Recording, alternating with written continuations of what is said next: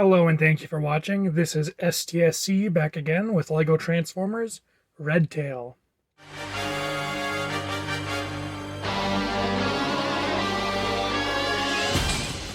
I'll be the first to admit Red Tail isn't exactly the most clever name, but I figured it was fitting because, well, he has a red tail. As far as what this mode is supposed to be, of course it is supposed to be a bird, but it's not really meant to be any specific kind of bird. I guess you could maybe consider it to be like an albino red-tail hawk, but I didn't design it with anything in mind. But of course you can see it's got a little beak up front, it's got its red tail, some black near the tips of the wings. The wings can kind of move a little bit. And if you flip it over, the red extends to its stomach, and it has some little talons under here, which you can kind of prop it up on, like this. For size comparison, here we have a minifigure. And here we have Crowd Control, who obviously does not scale at all. The transformation was the main focus of this design, and I think that left the bird a little bit plain. But speaking of which, it's time to transform it.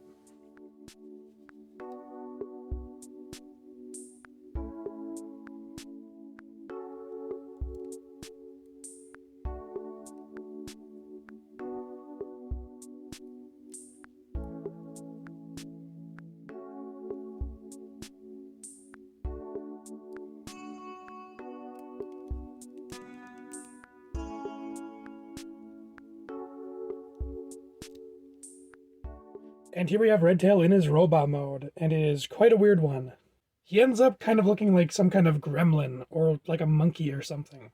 Of course, the tail feathers here have kind of formed giant flared out ears, and his talons end up being scrawny little arms. Honestly, I'm not really sure what to call it, but I do like it. Especially just how visually different it is from the bird mode. Speaking of which, if you turn him around, you will be able to see the bird head, which has been opened up like a book on his back, which is kind of morbid if you think about it too much, but I don't think it looks too bad. And other than that, he doesn't really end up with any kibble. One of my favorite details about Red Tail is that the little clips here end up looking like teeth. He's got a little bit of a grin going on. For articulation, Red Tail's arm can swing forward and back, can also rotate right here, and bend at this joint, as well as having the hand swivel a little bit. Then for the legs, there's a universal joint allowing them to go in and out, as well as forward and back. And then there's this joint here at, I guess, the ankle or the knee, really, depending on what you want to call it.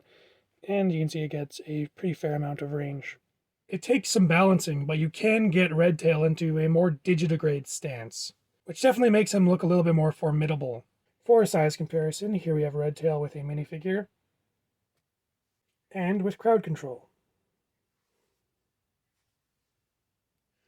The idea of a bird transforming by folding in half was what sparked this creation, and while that transformation is still my favorite part of the design, I do like how both of the modes turned out.